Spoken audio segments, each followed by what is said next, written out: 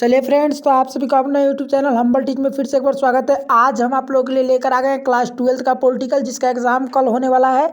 आप इसको पूरी तरह से याद कर लीजिएगा। हम यहाँ से गारंटी देते हैं कि आपको 20 को क्वेश्चन कराएंगे, जिसमें 10 क्वेश्चन गारंटी के साथ उसमें आएगा। आप पूरी तरह से इसको याद कर लीजिएगा, क्योंकि आपके भविष्य का सवाल है। अगर वीडियो पसंद आए तो वीडियो को लाइक और चैनल को सब्सक्राइब मन करे तो कीजिएगा, नहीं मन करे तो मत कीजिएगा।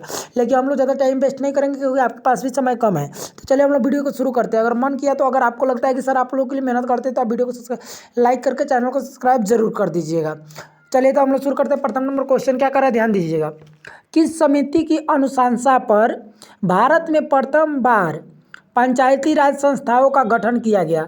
यह क्वेश्चन 2018 में पूछा गया। इस साल भी उम्मीद है कि पूछा जाएगा।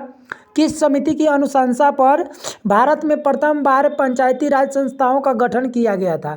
ऑप्शन ए अशोक मेहता समिति, ऑप्शन बी गिरधर लाल व्यास समिति, ऑप्शन सी सादिक अली समिति, और ऑप्शन डी बलवंत राय मेहता समिति। तो उतना समय तो आपके पास है नहीं जितना कि हम बता सके।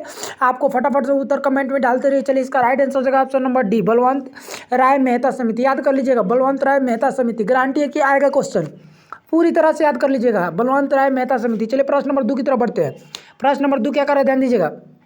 निम्नलिखित में से कौन भारतीय संघीय व्यवस्था की विशेषता नहीं है? निम्नलिखित में से कौन भारतीय संघीय व्यवस्था की विशेषता नहीं है? निम्नलिखित में से कौन भारतीय संघीय व्यवस्था की विशेषता नहीं है? ए दोहरी नागरिकता, बी शक्तियों का विभाजन, सी स्वतंत्र न्यायिक व्यवस्था, और डी संविधान की सर्वोच्चता। तो सभी लोग फटाफट से 2 नंबर प्रश्न का उत्तर बताइए, क्योंकि हम ज़्यादा टाइम नहीं लेंगे। चलिए, तो आपको बता दें, इसका राइट आंसर जगह ऑप्शन नंबर है, दोहरी नागरिकता। यहाँ क्या है, दोहरी नागरिकता। यहाँ भारतीय संविधान संघीय व्यवस्था की विशेषता नहीं है कि दोहरी नागरिकता। याद कर लीजिए, पूरी मन में याद कर लीजिए, दोहरी नागरिकता। चलिए प्रश्न नंबर 3 की तरफ बढ़ते हैं। प्रश्न नंबर 3 क्या कह रहा है, भारतीय संविधान के द्वारा कितने मौलिक अधिकार प्रदान किए गए हैं? भारतीय संविधान के द्वारा कितने मौलिक अधिकार प्रदान किए गए हैं? ऑप्शन ए 5, बी 6, सी 7 और डी 8। तो 3 नंबर प्रश्न का सभी लोग फटाफट से उत्तर बताइएगा कि भारतीय संविधान द्वारा कितने मौलिक अधिकार प्रदान किए गए हैं। चलिए, इसका राइट आंसर हो जाएगा ऑप्शन नंबर बी 6। हम लोग को पहले टोटल हमारे संविधान में 11 मौलिक अधिकार है, जिसमें से हम लोग को पहले 7 प्राप्त था, लेकिन एक संपत्ति का अधिकार हटा दिया गया। बहुत बार ऐसे क्वेश्चन आता है कि किस अधिकार को हटा दिया गया। तो आप याद रखिएगा, किस मौलिक अधिकार को हटा दिया गया, तो संपत्ति का अधिकार। चलिए हम लोग प्रश्न नंबर 4 की तरफ बढ़ते हैं। उसका याद रखिए कि अभी भारतीय संविधान में कितने मौलिक अधिकार है, तो उत्तर हो जाएगा 6। चलिए प्रश्न नंबर 4 की तरफ बढ़ते हैं। प्रश्न नंबर 4 क्या कर रहा है, भारतीय संविधान का कौन सा अनुच्छेद निर्वाचन के लिए प्रावधान करता है? भारतीय संविधान का कौन सा अनुच्छेद निर्वाचन के लिए प्रावधान करता है? समय कम है, इसलिए थोड़ा फास्ट वीडियोज बना रहे हैं। आप लोग पूरी फास्ट तरह देखिएगा और इसको याद कर लीजिएगा। भारतीय संविधान का कौन सा अनुच्छेद निर्वाचन के लिए प्रावधान करता है? ए अनुच्छेद 320, बी अनुच्छेद 321, सी अनुच्छेद 322 और डी अनुच्छेद 324। तो 4 नंबर प्रश्न का सभी लोग फटाफट से उत्तर दीजिए बिना समय को देरी करते हुए। तो आपको बता दें, इसका राइट आंसर हो जाएगा ऑप्शन नंबर डी, अनुच्छेद 324, अनुच्छेद 324। चलिए प्रश्न नंबर, कोई मिस्टेक होता है प्रश्न का उत्तर तो आप लोग कमेंट में जरूर बताइएगा, ताकि और बच्चों को दिक्कत ना हो। चलिए प्रश्न नंबर 5 की तरफ बढ़ते हैं। प्रश्न नंबर 5 क्या कर रहा है, राज्यसभा में प्रतिनिधित्व होता है। राज्यसभा में किसका प्रतिनिधित्व होता है, यानी अधिकार होता है? ए केंद्र का, बी राज्यों का, सी और ब दोनों, यानी ए और बी दोनों, और डी इनमें कोई नहीं। तो आप लोग बताइए 5 नंबर प्रश्न का उत्तर कि राज्यसभा में किसका प्रतिनिधित्व होता है, किसका अधिकार होता है? तो आपको बता दें, राज्यसभा में केंद्र और राज्य दोनों का होता है। ऑप्शन नंबर सी हो जाएगा, ऑप्शन नंबर सी, अ और ब दोनों, ए एंड बी दोनों। चलिए प्रश्न नंबर हम लोग 6 की तरफ बढ़ते हैं। प्रश्न नंबर 6 क्या कर रहा है, भारतीय संघीय व्यवस्था में किसे अधिक शक्तियाँ प्राप्त है? भारतीय संघीय व्यवस्था में किसे अधिक संघीय शक्तियाँ प्राप्त है? ए केंद्र को, बी राज्यों को, सी जिलों को, और डी इनमें कोई नहीं। तो आप फटाफट से बताइए 6 नंबर प्रश्न का उत्तर। आपको ही पता होगा कि भारतीय संघीय व्यवस्था में किसे अधिक शक्तियाँ प्राप्त है। फटाफट से बताइए तो 6 नंबर प्रश्न का उत्तर। चलिए, इसका राइट आंसर आपको बता दें, ऑप्शन नंबर 1, केंद्र को। सबसे ज़्यादा शक्तियाँ किसको प्राप्त है, केंद्र को। प्रश्न नंबर 7 की तरफ बढ़ते हैं। प्रश्न नंबर 7 क्या कर रहा है, ध्यान दीजिएगा। प्रश्न नंबर 7 कह रहा है, राज्यसभा में मनोनीत सदस्यों की संख्या कितनी है? राज्यसभा में मनोनीत सदस्यों की संख्या कितनी है? ए 12, बी 13, सी 21 और डी 11। तो फटाफट से आप लोग बताइएगा 7 नंबर प्रश्न का उत्तर कि राज्यसभा में मनोनीत सदस्यों की संख्या कितनी है। मान लीजिए आप एग्जाम हॉल में बैठे हुए हैं, आपके सामने क्वेश्चन है, फटाफट से बताइए, राज्यसभा में मनोनीत सदस्यों की संख्या कितनी है? तो चलिए इसका राइट आंसर आपको बता दें, ऑप्शन नंबर ए हो जाएगा 12। चलिए प्रश्न नंबर हम लोग 8 की तरफ बढ़ते हैं। प्रश्न नंबर 8 क्या कर रहा है, ध्यान से पढ़िएगा। प्रश्न नंबर 8 कह रहा है, भारत में पहला नगर निगम स्थापित किया गया था। भारत में पहला नगर निगम स्थापित किया गया था। ए पटना, बी मुंबई, सी मद्रास और डी कोलकाता। 8 नंबर प्रश्न ध्यान से पढ़िएगा। ये भी प्रश्न सब भी टोटल इसमें जितने प्रश्न करा रहे 2018 में पूछा गया है, और इतना वादा करते हैं आपको कि यह प्रश्न पूछा जाएगा तो पूछा जाएगा, इसमें से 10% प्रश्न जरूर पूछा जाएगा।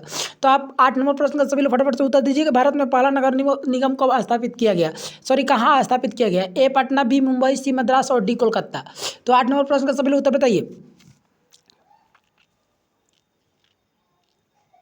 चलिए तो इसका राइट आंसर आपको बता दें, ऑप्शन नंबर सी हो जाएगा, मद्रास में। भारत में पहला नगर निगम कहाँ स्थापित किया गया था? मद्रास में। चलिए 9 नंबर प्रश्न की तरफ बढ़ते हैं। प्रश्न नंबर 9 क्या करें, ध्यान दीजिए। किस राज्य को हाल में विभक्त करके 29वें राज्य के रूप में तेलंगाना की गई है?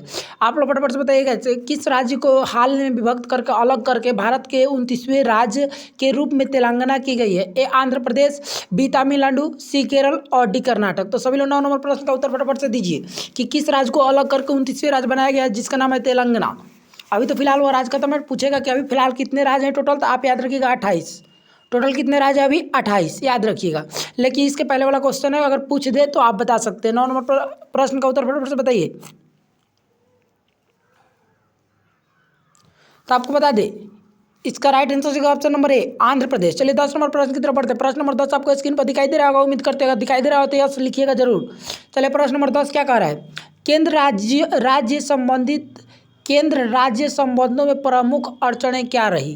केंद्र राज्यों संबंधों में प्रमुख अड़चनें क्या रही? ऑप्शन ए राज्यपाल की भूमिका, ऑप्शन बी अनुच्छेद 356, ऑप्शन सी राज्य की केंद्र पर निर्भरता और ऑप्शन डी इनमें सभी। तो 10 नंबर प्रश्न का सभी आप लोग फटाफट से उत्तर बताइए क्या होगा। चलिए इसका राइट आंसर बताइए, ऑप्शन नंबर डी इनमें सभी। प्रश्न नंबर 11 की तरफ बढ़ते हैं। अगर वीडियो पसंद है तो वीडियो को लाइक कीजिए फटाफट से। चलिए प्रश्न नंबर हम कितना की तरफ बढ़ते हैं, 11 की तरफ। प्रश्न नंबर 11 क्या कर रहा है, ध्यान दीजिएगा। भारतीय संविधान का 73वां संशोधन संबंधित है। भारतीय संविधान का 73वां संविधान संशोधन संबंधित है। ए ग्राम पंचायत से, बी पंचायती राज से, सी नगर पालिका से और डी नगर निगम से। तो 11 नंबर प्रश्न का सभी फटाफट से उत्तर दीजिए। चलिए इसका राइट आंसर होगा ऑप्शन नंबर बी, पंचायती राज से। पंचायती राज से। इसके पहले हमने हिस्ट्री का वीडियो डाला था जिसमें से बहुत सारे बच्चों को कमेंट भी आया कि सर आप पॉलिटिकल का वीडियो नहीं, इसलिए हम बना रहे हैं, और बहुत सारे बच्चों का प्यार भी मिला। तो आप लोग से उम्मीद करते हैं कि आप लोग भी वीडियो को लाइक और चैनल को सब्सक्राइब जरूर कीजिएगा। चलिए हम लोग टाइम को बिना देरी करते हुए आगे वाला प्रश्न की तरफ बढ़ते हैं। प्रश्न नंबर 12 क्या कह रहा है, ध्यान दीजिएगा। सर्वोच्च न्यायालय न्यायाधीश की नियुक्ति कौन करता है? सर्वोच्च न्यायालय में न्यायाधीश की नियुक्ति कौन करता है? मैं न्यायाधीश को जो जज होता है सर्वोच्च न्यायालय में कौन चुनता है? ए प्रधानमंत्री, बी मंत्रिमंडल, सी राष्ट्रपति और डी उपराष्ट्रपति। तो इसका राइट आंसर हो जाएगा ऑप्शन नंबर सी हो जाएगा। 12 नंबर प्रश्न का राइट आंसर क्या हो जाएगा, ऑप्शन नंबर सी हो जाएगा, राष्ट्रपति। कौन चुनता है? राष्ट्रपति। चलिए हम लोग 13 नंबर प्रश्न की तरफ बढ़ते हैं। प्रश्न नंबर 13 क्या कर रहा है, ध्यान दीजिएगा। प्रश्न नंबर 13 कह रहा है, भारत में गैर कांग्रेस के सरकार के पहले प्रधानमंत्री कौन थे? ए चंद्रशेखर, बी मोरारजी देसाई, सी बीपी सिंह और डी आई के गुजराल। तो आप लोग फटाफट से उत्तर बताइए 13 नंबर प्रश्न का क्या हो जाएगा। चलिए इसका राइट आंसर आपको बता दें, ऑप्शन नंबर बी, भारत के कांग्रेस के पहले प्रधानमंत्री कौन थे? भारत में गैर कांग्रेस के पहले प्रधानमंत्री कौन थे? मोरारजी देसाई। चलिए 14 नंबर प्रश्न की तरफ बढ़ते। प्रश्न नंबर 14 क्या करा, ध्यान दीजिएगा। भारतीय संविधान का कौन सा अनुच्छेद संसद के संयुक्त अधिवेशन की अनुमति देता है? अनुच्छेद 105, अनुच्छेद 108, अनुच्छेद 111, अनुच्छेद 113। 14 नंबर प्रश्न का फटाफट से सभी लोग उत्तर दीजिए। चलिए इसको राइट आंसर बता दें, अनुच्छेद 108। आप याद रखिएगा अनुच्छेद 108। चलिए 15 नंबर प्रश्न की तरफ बढ़ते हैं। प्रश्न नंबर 15 क्या करा, निम्नलिखित में से कौन एक संवैधानिक संस्था नहीं है? ए नीति आयोग, बी वित्त आयोग, सी संघ लोक सेवा आयोग और डी चुनाव आयोग। तो 15 नंबर प्रश्न का सभी लोग फटाफट से उत्तर दीजिए। ये भी प्रश्न पूछा गया है। चलिए तो इसका राइट आंसर बता दें, ऑप्शन नंबर ए हो जाएगा, नीति आयोग। चलिए अगर वीडियो पसंद आएगा तो वीडियो को लाइक और चैनल को सब्सक्राइब कीजिए ताकि हम अगला वीडियो तुरंत ही डालने वाले शाम तक आपके मोबाइल पर नोटिफिकेशन चल जाएगा। वीडियो के साथ लाइक और सब्सक्राइब के साथ बेल आइकन भी दबाना मत भूलिएगा।